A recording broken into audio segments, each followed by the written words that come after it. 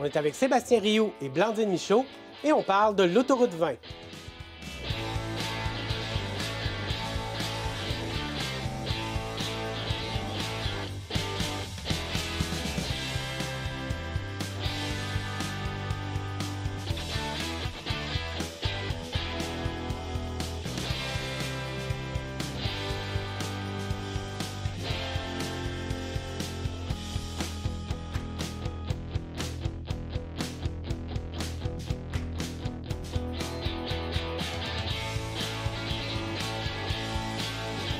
Alors, à Hôtel Central, on n'a pas peur des débats. On a choisi un sujet très chaud, l'autoroute 20. Merci beaucoup à nos invités d'être venus partager vos points de vue avec amour, dans la paix, sur un sujet qui, dans l'Est du Québec, là, est très clivant. On va essayer aujourd'hui d'en apprendre un peu plus sur les différents points de vue, puis d'échanger sur la question. Donc, j'espère que tout le monde à la maison est bien ouvert à entendre le point de vue d'une autre personne. Peut-être commencer un peu de façon générale en se rappelant que l'autoroute 20, c'est un projet qui est dans l'air depuis une quarantaine d'années. Il y a eu différents tronçons qui ont été complétés dans les années 90, donc en 92, en 95. Bon, disons qu'à l'époque, il y avait peut-être un peu moins d'arguments, disons, contre, parce qu'à cette époque-là, entre autres, on avait peut-être une conscience écologique là, qui était moins développée. Mais cela étant dit, dernièrement, on a appris que l'autoroute 20, bon, au-delà du fait qu'elle a été remise sur le plan québécois des infrastructures, qu'il y avait eu des contrats qui avaient été donnés là, pour la conception du pont, le fameux pont là, de la controverse, on va le dire, là, à trois pistoles. Donc, on aimerait savoir déjà, en partant de la part de nos invités, quel est votre lien exactement avec l'autoroute 20? Pourquoi est-ce que ça vous tient à cœur? Ben oui, mais moi, je demeure sur la 132 et je demeure sur la 132 depuis l'ancienne 132. L'ancienne 132, c'est-à-dire? C'est la vieille 132 qu'on appelle avant qu'ils la refassent. Moi, je demeurais là, j'avais quoi, une dizaine d'années lorsque la maison a été expropriée, lorsqu'ils ont tout refait, la 132. OK. C'est tout fait, ça a tout été refait, cette route-là. OK. La voie de contournement à Saint-Fabien, c'est là que ça a été fait. Il y avait même des gens qui disaient que le village allait fermer à cette époque-là. OK. Ça remonte, je veux dire, OK. il y a des gens qui s'opposent ou qui ont des opinions contraires, ça a toujours existé. OK. La voie de contournement, ça devait fermer le village. Alors moi, j'ai vu la maison chez nous partir sur un camion là, en arrière. Ah, on oui. était une grosse famille, donc on demeurait quand même dans la maison. Je me souviens, il y avait beaucoup de poussière. Et les arbres centenaires, on en avait, nous autres, dans notre cour. Et à cette époque-là, les gens comprenaient que c'était pour l'intérêt collectif. Ça prenait une route qui était mieux que ça. Moi, d'ailleurs, quelqu'un dans ma famille même qui est mort là-dessus. Mais c'est une route qui avait besoin d'être faite. Et elle a été vraiment changée. C'est pour ça que toute cette route-là a été vraiment améliorée.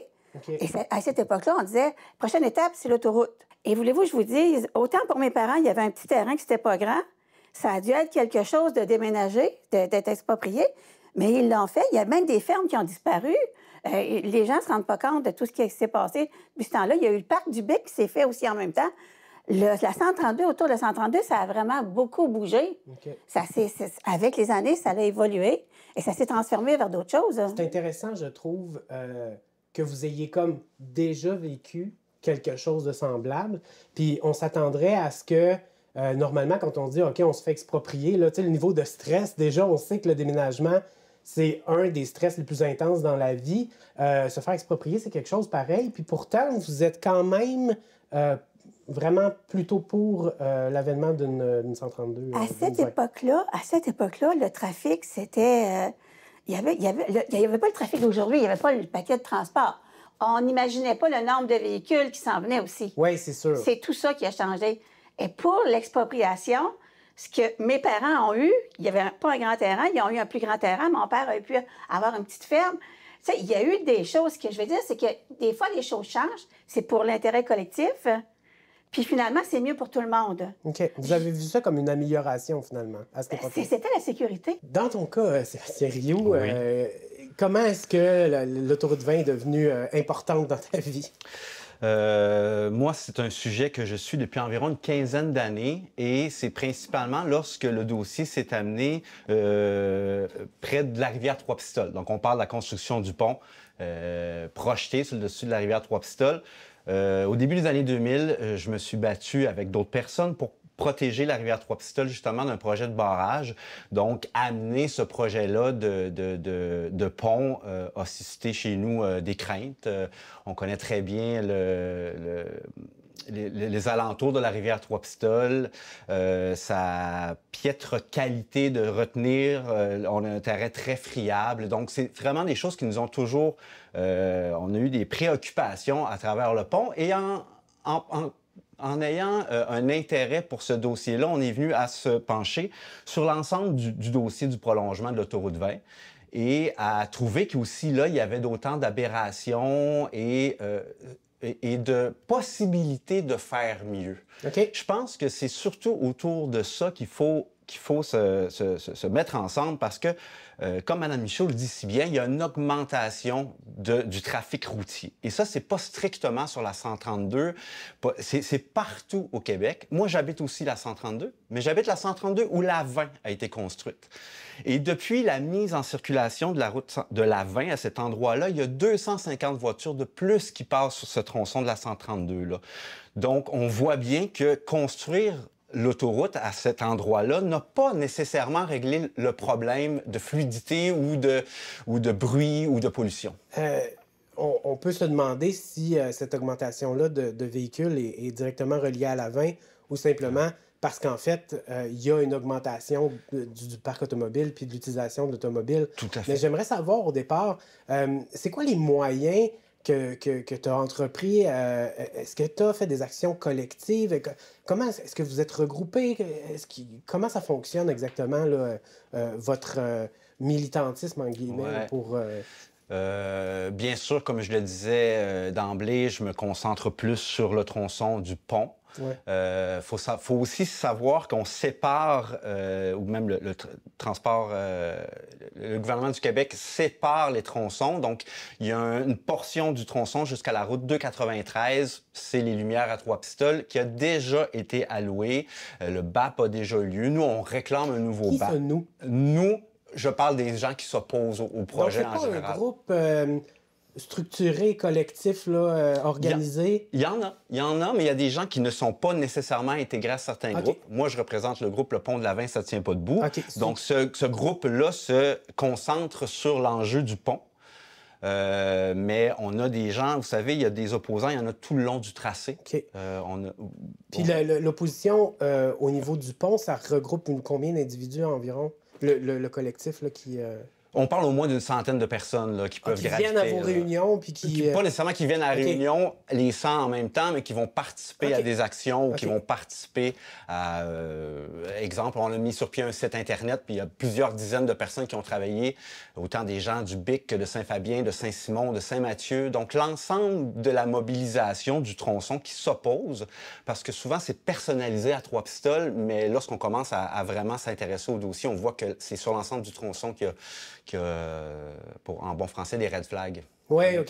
Fait que donc, une centaine de personnes, là, vous me dites, vous avez fait un site web pour diffuser votre point de vue sur la question? Tout à fait. C'est l'argumentaire qui est là. Et l'ensemble de notre argumentaire est appuyé par soit des recherches, des dossiers qui ont été menés par Transport Québec, par le ministère des Transports, ou que ce soit par le GIEC qui, lui aussi, annonce qu'on devrait avoir un moratoire sur la construction de nouvelles infrastructures routières. Donc, on a décidé de mettre noir sur blanc l'ensemble de notre argumentaire et qui sert aussi à d'autres personnes qui se posent des questions et qui peuvent aller voir notre site Internet. OK. J'ai envie qu'on essaye de voir si vous aviez un argument fondamental en faveur de votre position, le plus fort, ce serait quoi? Sécurité. Hop, pow! Sécurité. OK. Expliquez-moi qu'est-ce que vous voulez dire par là. Je vais l'expliquer pour moi, premièrement, pour nous autres chez nous. Nous autres, moi, quand j'arrive pour virer chez nous, il y a des gens qui ne comprennent pas qu'une 132, il y a du monde qui sont dans le chemin pour virer à gauche. C'est ça la différence. Ils ne font pas la différence entre une autoroute à 2 voies, qui est beaucoup mieux qu'une 132. Une 132, tu es dans le chemin, tu essaies de virer à gauche, comme chez nous, en haut de la côte. Il y a des gens en avant qui dépassent en avant, là, OK? Parce qu'ils vont plus loin que leur limite. Puis en arrière, c'est une deux voies, puis il y a des vannes qui sont pas capables de monter. Fait que ça dépasse des deux côtés. Les fois qu'on manque de se faire rentrer dedans, les gens ne réalisent pas ce qui se passe là. Quand vous dites, le nombre de fois qu'on manque de se faire rentrer dedans, ce que je comprends, ce que je connais du dossier, c'est qu'il y a eu plusieurs accidents. Il y a eu des décès, littéralement, là, dans ces situations-là. C'est ça? Oui. Et c'est pour ça qu'on dit que c'est la sécurité. Et là, c'est bien, ils vont mettre... ce qu'ils proposent là, maintenant, la députée de Rivière-du-Loup, c'est une autoroute à 4 voies. Alors, il n'y a plus l'argument, non, une 132 à 2 voies, c'est autant dangereux. Ça s'en va bien, là.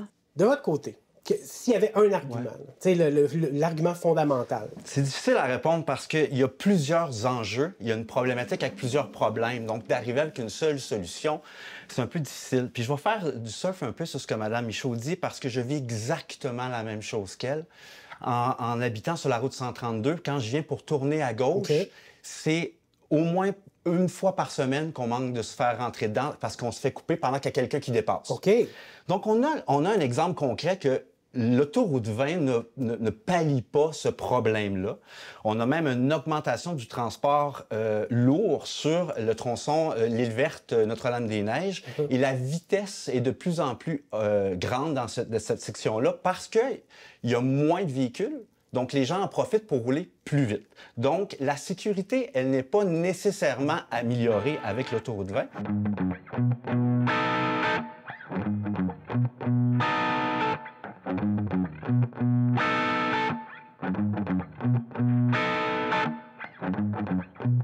Moi, je fais souvent de la route, tu sais, puis c'est comme... Je suis tanné de conduire. Il manque de fun, ces routes. Ça serait le fun, tu sais, de se promener en sous-marin, mettons, là. Mais non, c'est juste pour l'armée, puis tout, c'est comme... Puis les Beatles. Le fleuve Saint-Laurent, il est là pour ça, on dirait qu'il crie. « Ah, promenez-vous en sous-marin! » Pour les petits trajets, catapulte, t'as un parachute, quelqu'un cisaille la corde, tu déploies le parachute, t'arrives à la job. C'est parce que je jouais à Mario Kart l'autre jour, puis j'étais comme, ah, il me semble ça, des petits accélérateurs, là, tu sais, des petites flèches à terre, puis t'es comme, tu pognes un jump, puis t'es en deltaplane. Tu sais, la tyrolienne, c'est le fun, mais la tyrolienne de char, peut-être qu'il y aurait comme un genre de système où ce que tu peux accrocher ton char sur une genre de corde, puis tu glisses de Québec à Montréal, ou peu importe, tu sais. Notre vision du futur dans le passé, c'est ça la solution. Puis les chars volants, là, qu'il y ait personne qui travaille là-dessus, je trouve ça quasiment insultant. C'est comme, ça réglerait tous les problèmes, là. Il y a une voie, c'est le ciel, là. Évidemment que la téléportation, ça va tout régler les problèmes qu'on a. Faut trouver une manière de se téléporter. Après ça, plus besoin de char, plus besoin de route. Tu fais juste faire ça, whatever, là, tu sais. Tu te téléportes. Tu fais ça de même. Tu te téléportes, tu sais. Chaque personne pourrait avoir son propre signe, là, tu sais. Tu te téléportes, peu importe, là, tu sais. Ça serait cool, en plus, là. Tu sais, tu pourrais genre...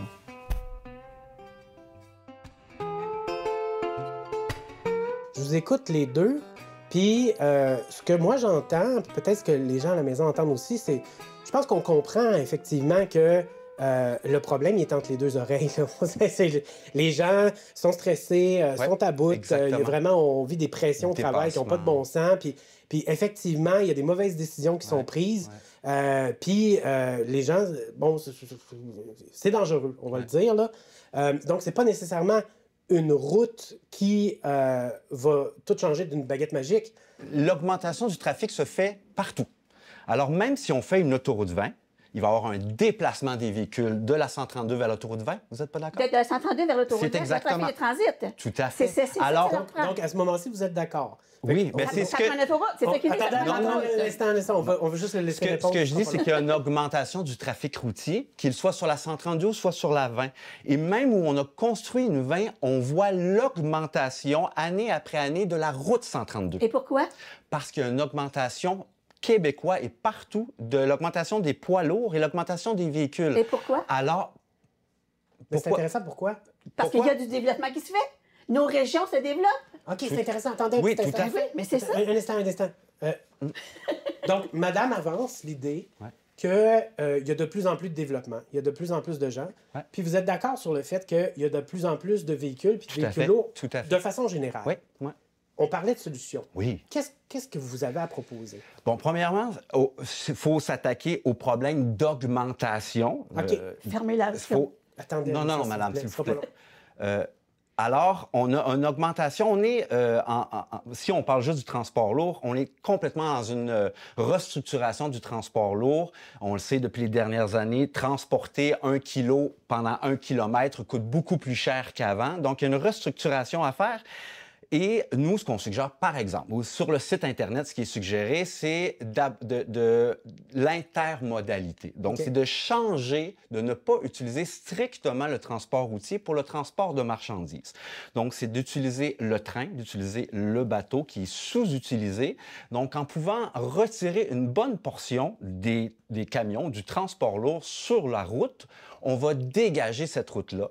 On voit également, cette semaine était annoncé un nouveau portail pour le transport, pour le covoiturage. Donc, il y a des possibilités comme ça, des outils qui sont mis en place pour pouvoir désengorger, réduire le trafic sur nos routes et augmenter la sécurité en même temps. C'est très intéressant.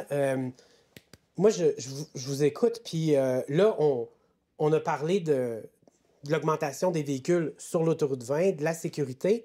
Puis on a parlé de l'augmentation des véhicules de toute façon, de façon générale, parce qu'il y a du développement, parce qu'il y a plus d'humains, parce que... Puis ce qu'on a apporté, c'est des solutions. Moi, ce que j'entends, c'est une philosophie, une approche du développement de façon générale qui propose une autre voie qui est différente. Donc, c'est pas tout à fait... Je comprends que de façon très basique, là, vous dites, moi, je suis pour l'autoroute 20, moi, je suis contre l'autoroute 20, mais si on regarde plus profondément, vous espérez une transformation des mentalités, peut-être même plus là, que simplement pas d'autoroute 20. Là. Tout à fait. Puis pour le futur, pour le legs qu'on va laisser à nos jeunes également ici dans la région, d'autant plus qu'on sait, selon les statistiques, qu'on aura une baisse démographique dans les prochaines années, une baisse démographique de la population active. Donc, il va utiliser, c'est de 0,6 que ça pourrait baisser pour les 10 prochaines années, selon le gouvernement du Québec. OK. Donc, ça a augmenté dans les dernières années de la pandémie. Il y aura une stagnation et une diminution. Prévisionnel. Prévisionnel, exactement. Ça, c'est tout à fait, mais j'aime mieux me fier à des chiffres qui sont prévisionnels que ne pas avoir que mes sentiments, disons. Oui. Donc, c'est sur ce changement de philosophie qu'on trouve qu'on doit agir. Les jeunes sont de plus en plus enclins à faire du covoiturage, à utiliser les transports en commun. Donc, cet ensemble de mesures-là peut désengorger et diminuer le trafic sur notre route. Le CRD a effectivement sorti une application de covoiturage. Et donc, qui permet, à l'aide d'une application, de faire du partage. Quand quelqu'un veut se rendre, par exemple, à Trois-Pistoles, il regarde qui se rend déjà, puis on peut embarquer avec une autre personne, moyennant un petit frais là, presque symbolique, là, pour donc faire du covoiturage. Vous avez l'impression que ça peut régler une grosse partie du problème? Une partie, une grosse, c'est peut-être un grand mot. OK. C'est un ensemble de solutions qui va arriver à gérer l'ensemble des problèmes qu'on a. C'est difficile d'avoir une solution physique permanente à un problème qui est temporaire, qui est ponctuel. Il arrive lorsqu'il y a une augmentation saisonnière du trafic. Je veux revenir sur les transports. Enlever les camions de la route. J'ai déjà dit ça au ministère des Transports. Il n'y a pas moyen de faire de quoi. Le système, présentement, c'est ce qu'on dit. Voulez-vous que je charge 5 fois puis 10 fois plus dans les épiceries aux gens? Parce que ça va être un système qui va être plus cher ou tout ça. Donc, le système fonctionne présentement. Ce que vous voulez dire, c'est que vous dites que le système économique, présentement, fonctionne avec ça. C'est un système-là. Donc, les avec routes le sont faites pour transport, ça. parce qu'il faut que les gens comprennent. Donc, avec le transport des marchandises, s'il n'y a pas une fluidité des transports, vous prétendez que, dans le fond, par exemple, l'épicerie peut potentiellement coûter un peu plus cher parce que c'est plus difficile d'acheminer les denrées. On est dans un système que si, pour transporter la marchandise, ça leur coûte plus cher, ils vont refiler la facture à quelqu'un. Je dis, moi, de toute penser refaire le système, le gouvernement, je pense, quand il décide de faire une autoroute, je pense qu'ils sont assez intelligents pour avoir vérifié les choses puis pour avoir vérifié tout ça. Présentement, on a un système que la marchandise, beaucoup est sur la route. Puis c'est pas vrai que les gens qui sont sur le 132 où la sécurité va être mise en danger, on n'est pas des demi-citoyens. OK? Le Bas-Saint-Laurent mérite d'avoir une route qui est sécuritaire, mérite d'avoir une route pour le transport qui est fluide, et ça, c'est l'autoroute. On parle de toutes les solutions qui sont inventées, qui, premièrement, tiennent même pas la route. Attendez un instant, j'aimerais ça vous entendre concrètement. Puis là, on parle pas de débat, là. On Ouais, parle de réflexion. Mettons, je vous parle à vous, là. Oui. L'intermodalité, là. Tu sais, pour vrai, là. Tu sais, comme l'idée d'essayer d'utiliser plus le train, d'essayer d'utiliser plus le bateau, d'essayer de réduire notre empreinte carbone. Qu'est-ce que ça vous dit? J'aimerais ça vous parler du bateau. On va en parler du bateau. Le sel de déglaçage qui était à Rimouski avant. Oui, oui, oui. Le sel, savez-vous où il est rendu maintenant? Où il est déchargé? Il est déchargé à Gros-Cacuna. Savez-vous comment il revient? En transport. Mais est-ce que vous êtes consciente, j'allais dire, parce que c'est quand même de la science, là, du poids environnemental de ça? Et le poids environnemental des voitures qui ne sont pas capables de circuler sur la 132 parce qu'ils sont bloqués? Comme disait Sébastien pendant un bref moment. Non, non, non, non. Quand on vire chez nous, quand il y a un autobus scolaire... OK, il y a des arrêts fréquents. C'est ça, il n'y en oui, a pas de fluidité de trafic. OK. Il y a tout ça. Nous autres, quand on reste sur la 132, dans les fenêtres, là, il y a toujours comme un fume. Hein. Il y a de la pollution aussi sur la 132 avec tout ce transport-là. OK, vous littéralement, là, il y a de la... L'hiver, il faut que tu laves les fenêtres plus souvent. OK. Parce qu'il y a ça. OK. Il y a tout ça. Je veux dire, Je vis la même chose. C'est pour ça que ça prend une route pour enlever du trafic sur la 132. Et au lieu, on me dit, ah oui, on va mettre ça sur les trains, ça va régler une partie. Bien, l'autoroute qui s'en vient, l'autoroute va régler ça en totalité. Qu'est-ce que le gouvernement aurait pu mieux faire? Qu'est-ce qu'il doit faire, selon vous, à partir de maintenant? Il doit mettre plusieurs solutions sur la table autres que l'autoroute 20. Si on doit étudier l'autoroute 20 comme solution, OK. on se doit d'aussi aborder les autres solutions qui sont proposées. Ce que je comprends, c'est que M. Rioux espère, disons, un peu plus d'efforts, un peu plus de travail pour essayer de voir s'il n'y aurait pas des solutions qui pourraient être plus modernes en compréhension avec les problèmes qu'on a aujourd'hui. Oui, mais c'est quoi? Pourquoi l'Est du Québec ne mérite pas une autoroute? Oh, c'est pas ça qu'on a dit, là. Non, mais c'est ça qu'il veut. Non, Ouais. C'est ça. non. On mérite une Non, autoroute. mais c'est intéressant. Vous portez les accusations un petit peu, dire qu'on est Mais je contre la trouve ça société. méprisant pour les gens qui se demeurent sur la 132, qui attendent, disent on va faire des études, on va essayer de retarder. Ah, ça, c'est bien. C'est ça, c'est Donc, perdre du temps. Ce que vous dites, là, c'est que ça fait déjà très longtemps Mais oui. que vous attendez après une solution Et elle est là, qui, la solution. qui enlèverait le trafic devant chez vous, finalement, là, puis qui améliorerait la sécurité, puis que de chercher à trouver des solutions sans arrêt par divers comités, etc., ça repousserait le projet au calendrier grec. Et on parle déjà de 40 ans, là, c'est pas rien. Là, Hey, ça. le bout de Bic ici, là, Bic-Rimouski, 1992 que ça a été mis en service. Ça veut dire qu'en novembre, ça va faire 32 ans que nous autres, de l'autre côté, on est des citoyens qui n'existaient pas. Le gros bon sens doit exister. Je veux bien croire que, tu sais, tout le monde a le droit de ses opinions, mais le gros bon sens doit être là. Écoutez-moi, parce que justement, le gros bon sens, j'ai appris au cégep que c'était dangereux, parce que tout le monde peut se targuer d'avoir le gros bon Oui, sens. Là. Mais l'insécurité, je la comprends. Mais ce que je veux dire, c'est que les choses changent. Les choses évoluent. On ne peut pas faire fermer Rimouski. On ne peut pas faire fermer l'Est du Québec. Au contraire, il faut le développer. Les choses changent, les choses évoluent et l'autoroute 20, c'est une proposition des années 70. C'est une proposition qui, à cette époque, avait probablement sa nécessité, avait probablement l'intérêt des gens. Les coûts n'étaient pas les mêmes, les enjeux n'étaient pas les mêmes. 40, presque 50 ans plus tard, justement, on a évolué, on est capable de mieux et je pense qu'on mérite mieux. Lorsque nous, on propose de désengorger le trafic, on pense à tous les citoyens qui habitent sur la route 132 tout le long du tronçon. Toujours. On a rencontré des gens de Bic, on a rencontré des gens de Saint-Fabien. Et la préoccupation, elle est là, c'est qu'on mérite mieux, on peut faire mieux pour la sécurité, notre économie, notre environnement, puis pour la fluidité du transport. Je pense que vous êtes d'accord au moins sur un point. Donc, les choses évoluent, les choses changent. Vous êtes d'accord là-dessus, c'est bon. Maintenant, on ne sait pas de quelle façon ni comment, mais je pense que c'est très, très important d'avoir un débat d'idées puis de pouvoir présenter les différents points de vue pour qu'on puisse peut-être éventuellement en arriver à une solution qui serait la moins pire, si c'est pas la meilleure. Merci beaucoup, beaucoup d'avoir eu le courage de partager vos opinions sur cet épisode d'Hôtel Central. Malheureusement, c'est tout le temps qu'on avait.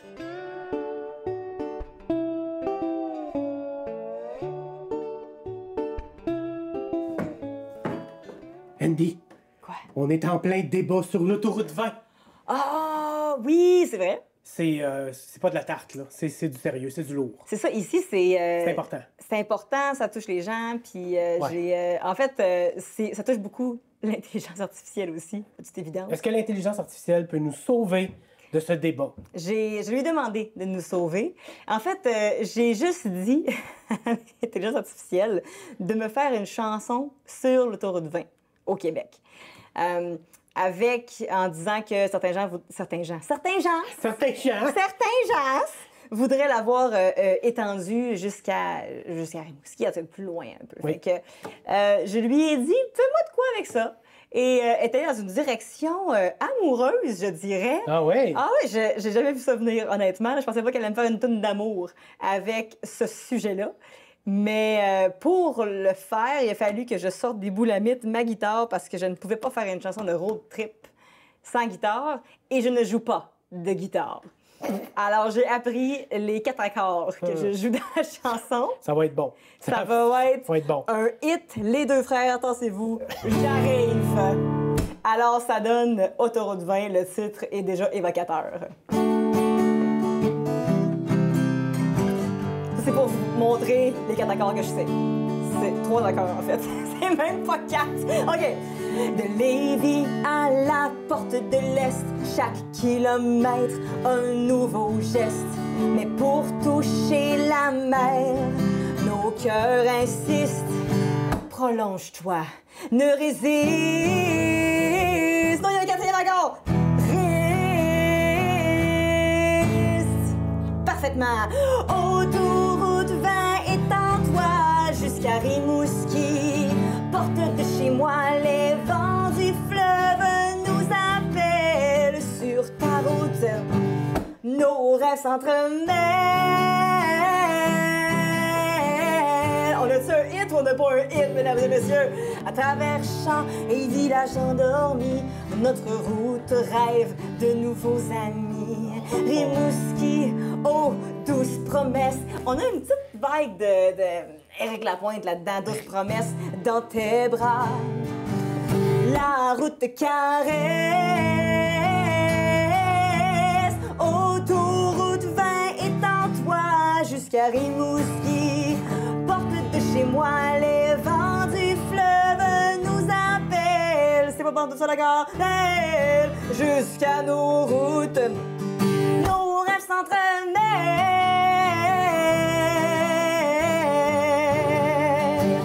Nos rêves s'entremêlent, mon amour. Autoroute 20, viens avec moi. Et mes accords tout croche, nos rêves s'entremêlent.